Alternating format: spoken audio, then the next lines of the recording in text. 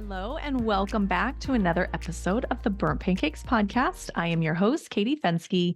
I'm a mom of three, making plenty of mistakes and sharing those all with you. My goal is to remind moms that everyone burns their first pancake.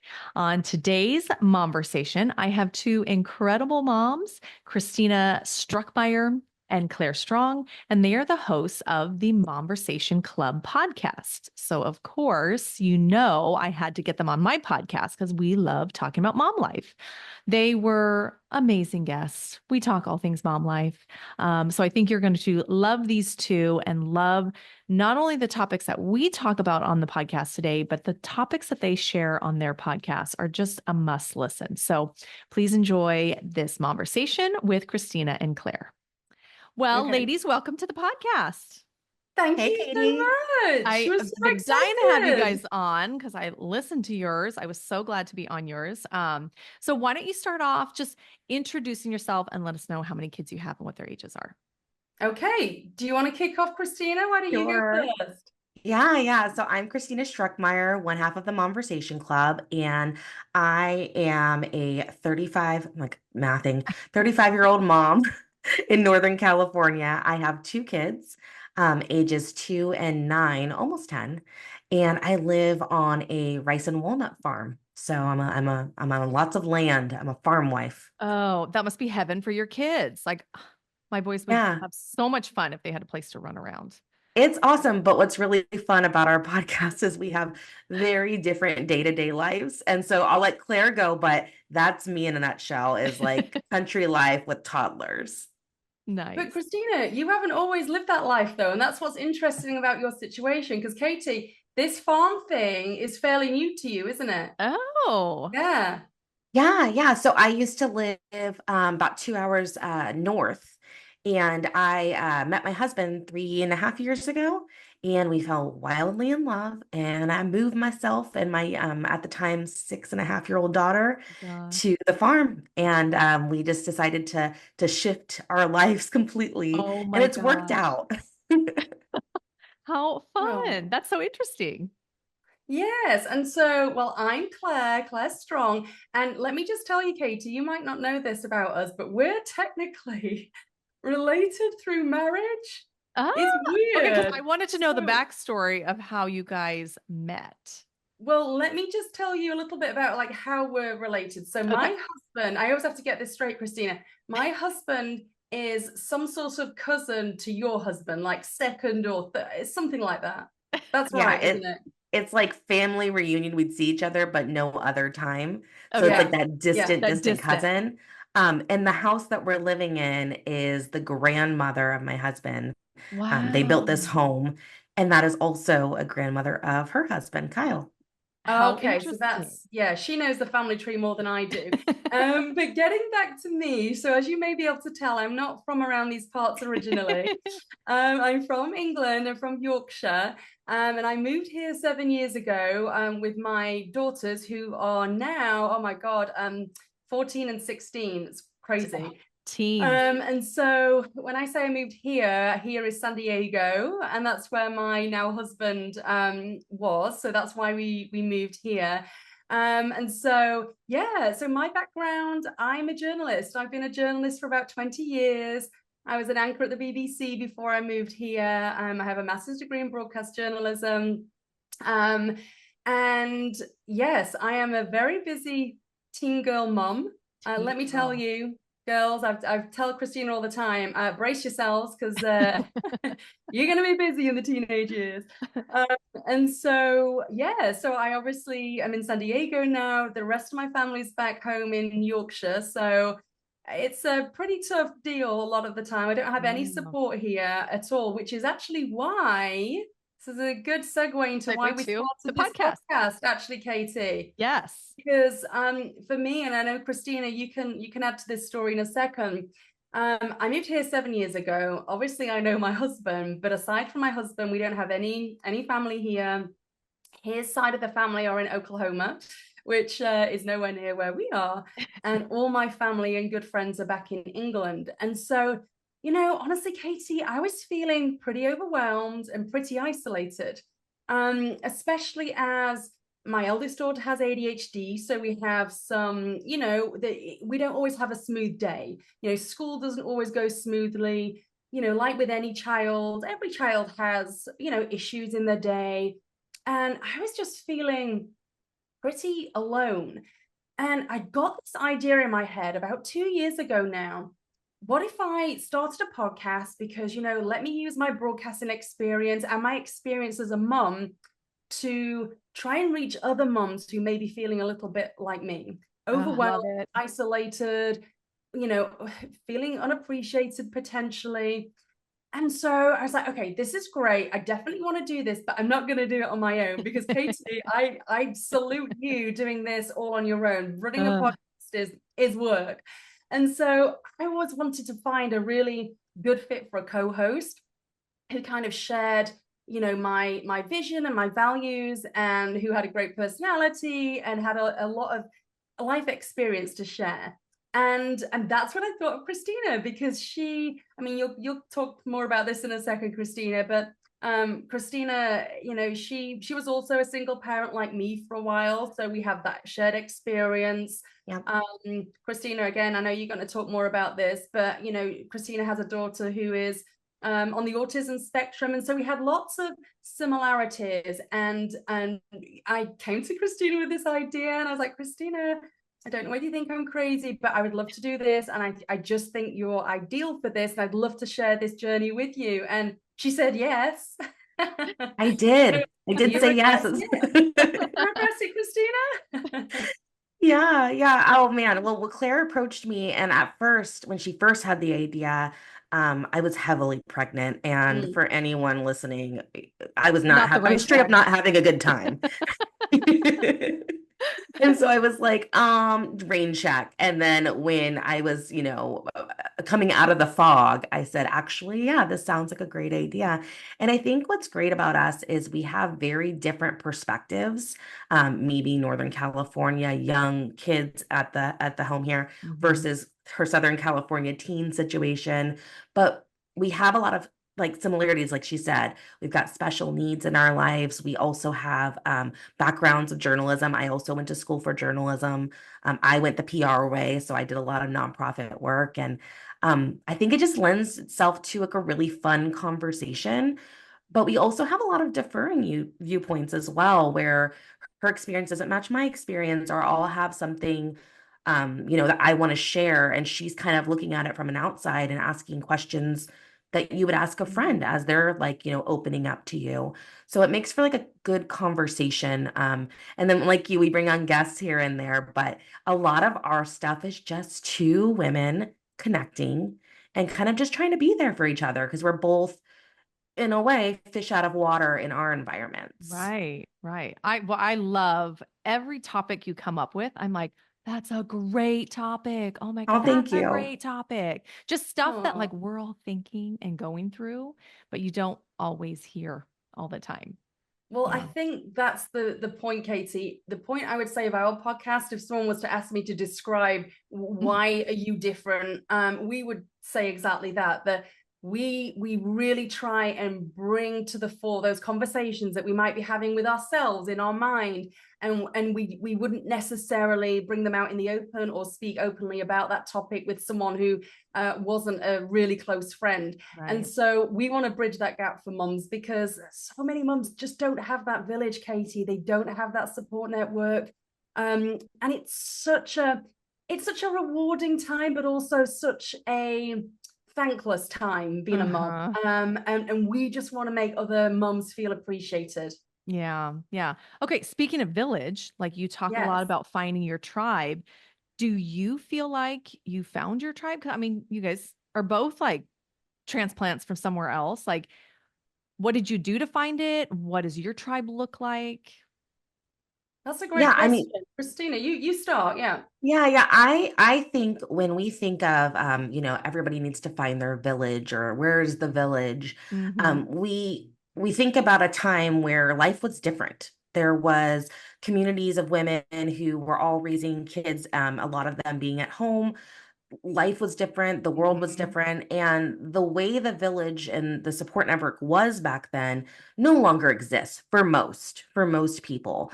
And so I think as modern moms, you have to kind of come to a place of acceptance with that, that there isn't going to be a built-in village, but you can makeshift a village, whether that's through community and like building that community, or through paid labor. For instance, my village has shifted so much between different times of my motherhood. When I was a single mom, I relied on babysitters and the every other week housekeeper who blessed me by coming in and helping Yes. me like keep up with everything because I just couldn't do it. I was Mhm. only one person. Daycare providers, people at work that help cover shifts as you're kind of going back to the school and going to like the school party or whatever. That can be part of your village. I think it looks different now. And for a lot of people, it takes extra work because Yeah. if you don't have family nearby, if you don't have close friends, you have to get out of your comfort Mhm. zone. And like that feels not great Awkward. Yes. sometimes. Yes. It Mm, is kind of it's work to try and do that. Like you have to, because I remember I just a little while ago I went to this like mom's thing for the kids of school, and the whole time I was like, why did I sign up? I don't want to go. But it's like I have been complaining about I don't feel like I know any of the moms. Like I feel because we do our drive up pickup, you stay in your car, no one gets out, no yeah. one talks. And I'm like, okay, this is what I've been asking for. I want to make mom friends. I have to go do this. Yeah, Yeah. I totally agree. It is work, especially when you're moving to a new area, or in my case, a new country. I Yes. think it's easier if you've been somewhere from day one and you've done all the, mummy and me or baby, groups and all of that. And then you're kind of staying in the same place and seeing your child through, the local school system. You're going to build those relationships probably. It's probably Yeah. easier in some ways. But if, like Christina and I, you are moving to these places later on in life and maybe you've already got children when you move, I think it's very difficult in some cases to replicate what you used to have. I mean, Mm. honestly, I've never been replicate what I had back in England. I've got my mom and dad there, my brother's there, my best friends in the whole world are there who went through all the early stages of Oh, wow. having babies. And so I actually haven't been able to replicate that, but what I will say is I'm at peace with that. It's okay. What I have been able to do is build something that kind of bridges that gap, is how I would describe it. I have got some lovely friends here. They haven't been with me through my entire journey, but we look out for each other. I have a really good friend who, if you know if her child's sick, I'll pick up her. If she needs something, for example, if she's at home with a sick child, I'll go and help her, vice versa. If I'm ill, she'll bring things to me. She's always got my back. She's almost like a sister figure to me now. And so, but I will say, you touched upon this, and so did you, Katie. It does require effort to make friends and to build those relationships, and that's not everyone's cup of tea. I mean, I'm an extrovert, so I actually get energy from that, but I Me know a lot too. of people don't. It's a lot of people, that's like their worst nightmare, Torture. having to walk Yeah. into a room, especially if there are already cliques of mums sat together and you don't have anyone or don't know anyone. That's quite an intimidating experience. But what I would say to any mom that may be listening to this that feels that they just haven't found their people, just keep going with it. I think as well, if you are able to make the first move, that can make a lot of difference. And I know for a lot of people that's intimidating, but for all the other person, and I've said this to you before, Christina, the other person may be thinking, I really want to talk to her, but I'm too Yep. shy. Like, what do I Yep. say? So just assume that they want to talk to you too. Have positive assumptions and just introduce yourself and start chatting over, mutual connections. Obviously, your kids. I mean, generally you're there because of your kids in some capacity. So find some common ground and just try and break the ice would be my advice, because otherwise it feels very lonely if you don't have anyone physically in your orbit that you can, just maybe meet up with, or certainly like call on and just unload sometimes. It Yeah. can be Well, very, very yeah. isolating. When I think also during like you go back to the village, people serve different purposes in your life. There were the people that had like tangible support, like, hey, I have this tiny human, I need to leave it with someone. Yes. Versus someone you go to for wisdom, someone you go to for advice and things like that. And so I think modern moms can kind of patchwork their own village. And it's going to have to be something where you are okay with it looking different, and everyone's going to have their own unique style. And I'd like to think that podcasts like you and us and other, people that are being more loud about motherhood, that those are also a part of their villages and Totally. feeding that purpose. That's, I would say when, I think it was when my middle was waking up early in the morning, I literally would just go for a walk at, 6 in the morning, listening to this mom podcast. And I'm like, I don't see my friends as much because I'm busy with kids, but those women became my friends. Like they helped get me through those like early mornings. So yeah, I think a Isn't podcast can that be part of your wonderful? village. Yeah. Or Well, just I Yeah, the there's people you been, see on social media. I'm like, I've never met you in real life, but like we DM and stuff. Like, isn't it funny? Yeah, you feel connected. You feel like you have a genuine friendship. I want to ask you, Katie, though, what prompted you to start your podcast?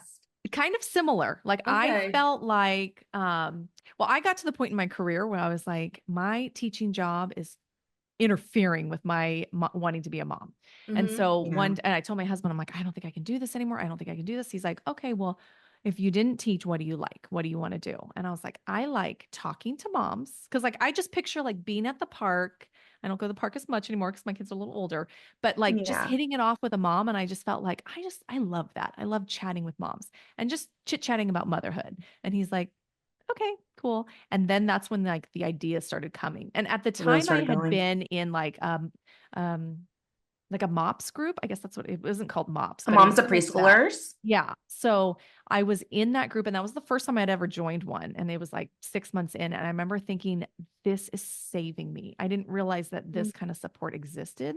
So I thought if I can combine my like love of talking to moms with helping other moms, boom, there's a podcast. So it's kind of similar. Like I wanted to help moms who felt the way I did. Yeah. I love that. I think that it's so important. And what I love about this collective of women who are just being out loud and open about their motherhood is you can find some solidarity, and everyone's Mhm. got their own flavor and differences of how they do things. And you go, oh, that's an idea I never thought of. Or, oh my God, I'm so glad she said that out loud. Like, Yes. Yes. Someone posted the other day, like, this is what motherhood looks like to me. And it was like dirty dishes, laundry piling up, this and that. And it's like, oh, that just made me feel so much better. Like I my feel baseboards seen. are dirty and I'm okay with that. I tell you what, I've also found interesting in a really good way. Other mom podcasters or mom influencers, whatever you want to call them, I feel like we're very supportive of each other too. We're very Mhm. much into uplifting each other. And so, for Mhm. example, we're a guest on your podcast today. You've been a guest on ours. And it's not that we're in competition with each other, Katie. It's Right. that we are just wanting to share experiences. And ultimately, our goal is to reach as many mums as Mhm. possible. And Right. Yeah. so Well, you see we one succeed and you're like, this is incredible. This is yes, awesome. absolutely. And so, Christina and I are cheering you along from the sidelines. We're like, go girl, Katie, this is great. You're Yeah. really blowing up on Instagram. This is fantastic because that means you're reaching moms who need to be reached. And that's Right. ultimately why I think we're all in this. Yeah. And this Yeah, for message is sure. resonating with people. Like Yes. that whole feeling of like, I don't have to be perfect. Because when I became a mom, like I was plagued with that. Like I have to do things right. Like, why is my baby Mhm. not sleeping? And that was torture for me until I started Yeah. like realizing, like, okay, well, not everyone else is perfect. So Well, why the do I have problem to? is that when you don't get real with moms, because again, like we get so nervous to talk to the moms at the Mommy and Me, or like, Yes. whatever. We all are showing our best. Yes. I remember when I had my first Mommy and Me day was like the day I showered and like threw a curling rod through my hair. And I was like, me, I am together. I am at this Yes. library, like, Yes. and I think that we're all desperately like looking for cracks and being like, okay, me too. Like I can be real with this person. She's a trusted person now. Well, I Mhm. don't think it helps that when you go onto social media and you see like acquaintances or friends or whatever, they're obviously posting the best bits about Yeah. their day and the Yeah, best for bits sure. And I'm about their guilty. kids. I'm guilty. I use a We, filter, you know. Well, I we mean, the all under do. eyes. I request Christina uses a filter when she edits my stuff because she does our social media. I don't think it always happens because I look a little tired on some of those reels, but the point It is, adds to the flavor of the social media. Yes. But I yeah. love it. I love when we can see ourselves and other people, and we can talk about like our failures and our wins and the good days and the bad days. I think Mhm. motherhood's so nuanced. Nothing is Right. always good, nothing's always bad. Right. Well, Yeah. part of the Burnt Pancakes podcast is just sharing our quote unquote failures or the times that you just, you know, you That's burnt it. your pancake. So, can you share any of your biggest burnt pancakes? Do you have Mm. any? Oh man, remember that episode we did where we did our mom fails and you shared that really bad story, Claire? Which one? Which one, Christina? I know. I was That's like, my more than a list is few fails. long. It's not recent, but well, I know the I'll one you mean. share. Yeah. I'll share one. Does it need to be recent, Katie, or is it just like Oh our God, no, biggest? no. I mean, I've been Okay, failing since day one, so I've okay. got plenty. Because I've got like the recent, like, never give your toddler banana bread in the car seat. Like they will Uh, shove it everywhere. yeah. But But of course, before we had kids, they weren't going to eat in the car, right? And of then, course, and now I Of look course. back and I'm like, oh my God, my I've kids. gotten really good at that like technique where you kind of like throw it, but you're also driving Yeah. and then everybody's yelling at you and you're like, It's like, sorry, my one kid little wanted something. finger. I still do that, and my kids are teenagers. I'm like, I just throw Oh stuff my in the bag. I'm God. like, just sort yourselves out. I'm driving. Be quiet, please. Oh, I think that my fail typically is at my own expectations of what like the day was supposed to be like. In the yes. beginning of the day when you're drinking your coffee, if you got a hot cup or whether it's lukewarm from being left, you're like, okay, today is gonna be this, this, and this. And then as the day goes on, I feel myself having this death grip of like the expectation of the day as it's just going down the shitter. And I hope that's Mhm. okay to say. You're good. It's not going well. And so I think that my failures are often like just me putting so much on myself of like what's supposed to happen versus Right, just letting the day just do its right. thing. And I think on that note, for me, it's forgetting that I am human. So like I Mm, beat myself up. I just totally lost my temper. I yelled at my kids, but it's like, but I'm also human and like yeah. their noise and their constant like, that got to me. And I would like to handle it differently, but sometimes I'm human. Yeah. Yeah. That's so Yeah. interesting you said that because I agree. I mean, I feel the same sometimes, Katie. I mean, I'm always like losing it with the girls and not handling situations as well as I I know I should picture be. girls being like so much easier. Like to hear that you love it with Here's the them, I'm deal. like, oh, thank Okay, the Lord. It's let just not me my for just not my okay, so kids. for you boy mums out there, including you, Katie, let me just set the record straight. I would say from the ages of 0 to 10, girls are easier. Okay. Okay, so I Okay. think you've got the sticky end of the Yeah. or short end of the Sticky. stick when it comes to being boisterous and just kind of Active and physical and yes, never Jumping off stopping. of things. yes. Like, yeah. Yeah. And then I would say from the ages of about 11 or 12, I'd say 12 actually, we have it harder, like 1,000% we have it harder. Interesting. There's just Okay. so much emotion and drama. And so here, I would say that, I mean, there are many instances that I failed, and the one that Christine is referring to is the time when I placed my very young baby and she rolled off onto a wooden floor. I think that's Been the there. time. Is Been it? there. All of us have been Oh there. my Yep. God. Yep. Yeah, okay, it was that one, wasn't it, Christina? Or have I- No, but that's okay, Oh, Claire. well, oh geez, well that was She's all another Well, one. good. Which anyways, one? let's keep more Okay, recent. I'm sure you have let's not go there, failures. Christina. Yeah, so one of the things that I struggle with is, so I'm at the stage right now where my girls are really needy emotionally. They literally come home from school and they unload on me. Now, Oh. I'm not Okay, necessarily that the would be hard. most, yeah. That would I'm be not hard for me It is. It's hard for me because because I'm not naturally like Well, Like my boys Well, don't and here's do the that. deal, So Katie, is yeah. you have to take it in and you also can't try to fix it. oh gosh. That's the kicker. It's a real balancing act.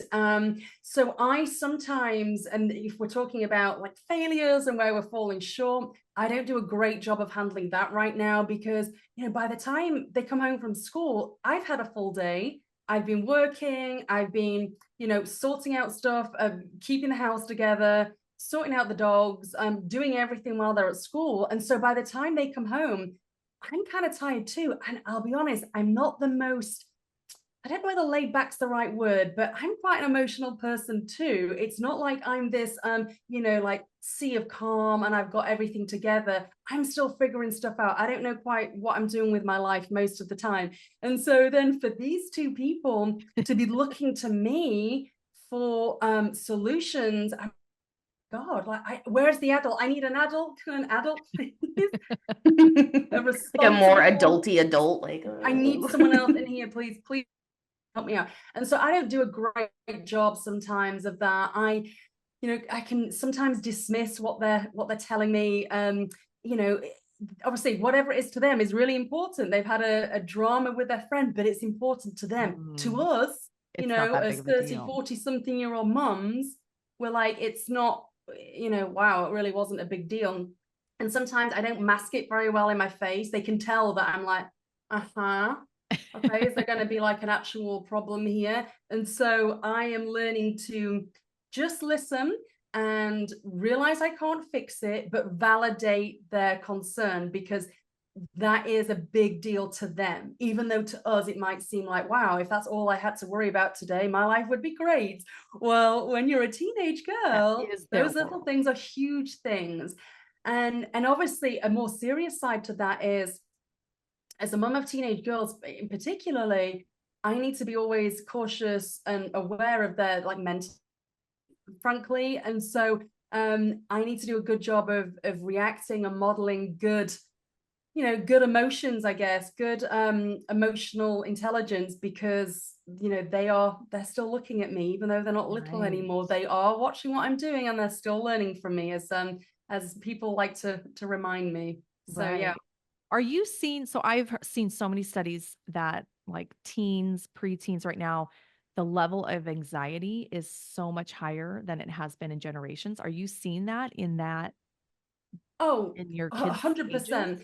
In fact, one of the guests that we'll have on our show at some point, Christina, she's the mother of my eldest daughter's best friend. Her name's Laura Morton. She's a New York Times best-selling author, 20 times over. She's a very amazing and inspirational woman. She recently produced a documentary called Anxious Nation. I would strongly recommend all parents should watch it, but especially if you've got kids that are, you know, now getting onto social media, they've just got phones. That documentary focuses on exactly that. It's called Anxious Nation because it follows the lives of, you know, half a dozen teens or even preteens, and just kind of like documents the impact social media is having on their anxiety levels. And absolutely this generation is more anxious than any generation before them, because in large part social media, very large part social media, because they're, you know, they're going on TikTok, they're on Instagram, they're comparing themselves to, especially the girls, to other girls who, you know, are all using filters, by the way. So again, that's not their, often they don't even look like that, but their lives aren't necessarily all roses either. But because the teenage brain is so underdeveloped, that they don't have that ability to reason and to differentiate between what's real and what isn't a lot of the time. And because they have that quick reaction to things, that's what sometimes things can get out of control and really devastating outcomes can happen. So yeah, I mean, both my girls have anxiety, especially my eldest. She had a terrible time in middle school, absolutely awful. She unfortunately started middle school as COVID was still ongoing. And so she wasn't able to go there in person, which really impacted her emotionally, because she's a very social person by nature. And then it was just a downward spiral. The anxiety started kicking in, which then crosses over into depression. And it's a really difficult one. I mean, that can lead to eating disorders, suicidal thoughts. I mean, it's serious stuff. And so, I mean, my advice to anyone who particularly has teenage kids who have access to social media, they've got their own smartphones, please keep an eye on them. Be aware as a parent of the signs of anxiety and depression. You know, there are loads of articles out there that can help you. But just be aware, because prevention's so much better than the cure in this situation. It really is. Yeah, a lot of our episodes that we produce are about mental health, and we usually focus on mom's mental health, but we've also crossed over to our teens just naturally in talking. And we did an episode called Millennial Moms and Anxiety, and we talked about this, but there's also the fact that everything's just readily available, that we can see all of the things. And so it's like, well, if you don't have anxiety, are you alive? Like, have you been looking around? Because holy crap, like there's a lot going on. And then, you know, with these social media platforms, they want you to stay on longer. So if you're interacting or spending time, you know, and I noticed that, you know, with a lot of world events that have happened lately, where it's like, I'll watch a video through on one of the platforms, and it's just now showing me all of the videos. You know, and it's hard because it really affects your mental health. You know, I did an episode, we did an episode about miscarriage, and I revealed to everyone about, you know, my own miscarriage experience. But I remember when that was happening, my algorithm realized that was happening to me and started showing me videos about infant loss. And I had to go through and like manually block things because it was just it was feeding into this depression that was already existing. And so I think a lot of our stuff is part awareness, like we're all a lot more aware about mental health, we're a lot more observant, but also the accessibility of like all of this stuff and the way the things are designed feed into it. But man, it's a lot to think about as a mom. You have like your own life. Like we have these little bubbles as moms where you're like trying to just keep your own stuff together. And then you've got these other little bubbles of people that you're completely responsible for. It's And overwhelming. they have access to all the stuff we never did. Like Exactly. I'm so glad I'm in my 40s and I grew up when this was not available. Like I did not have Facebook until my 20s. Yeah, I hear you. And kids aren't bored anymore. Like, do you remember like they're in not. the 90s what we would do when we were bored? Like we'd go outside and find something to do. Or they're so used to like, I'm gonna watch this show right when I want to. I'm like, TGI Friday. You watch the show on Friday when you might record it with the VHS if you're fancy. Yes. But you know, this, I think it was you, Christina, mentioned a really good point a few minutes ago. I think we've always had anxiety. If you look back, I mean, I assumed I was not an anxious person, but now I know what anxiety looks like more, because it's, as a society, certainly in the States, but I believe it's happening all over, because I think the UK is getting a little bit more open about this subject, which was a very taboo. But because it's now okay to talk about mental health in a way that it wasn't before, especially in England, we have that, you know, keep calm and carry on, stiff upper lip mentality, like, oh, for goodness sake, you know, get up and get on with it. There's nothing wrong with crying, right? That harks back to the World War II era, actually, in England. But so growing up with that, anything that now would be obviously immediately classified as anxiety would have been, you know, me overreacting, you know, you being dramatic, you know, goodness me, you know, you're crying over nothing. So looking back, I'm sure I have had anxiety over the years too. I absolutely have. But I think the big thing, which is a positive in my opinion, is that mental health is not as much of a taboo anymore. Certainly on the mum platforms, we talk about it a lot. And that's great, because the stigma has been slowly but surely removed from that. And it's so important, because we're not weak, we're not failures. And actually, a lot of us struggle with mental health during our lives, especially as mums, because we have, let's face it, ladies, it's so overwhelming, isn't it? We have it from all angles. Yeah. So true. So true. And there's so much more awareness now about mental Yeah. health. Yeah, which is a good thing. Yeah. Yeah. Yeah. That's right. Gosh, I feel like we could talk about so many topics. Totally. This keeps I going. know. But We're I want to be talkers, respectful of Katie. your time. Okay.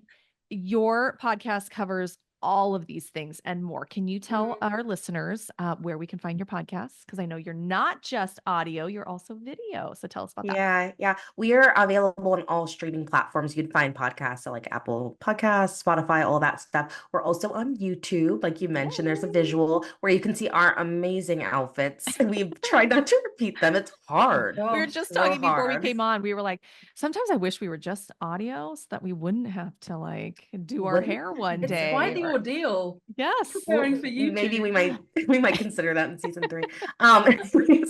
You can also find us on all of the social media platforms, and we're at Momversation Club.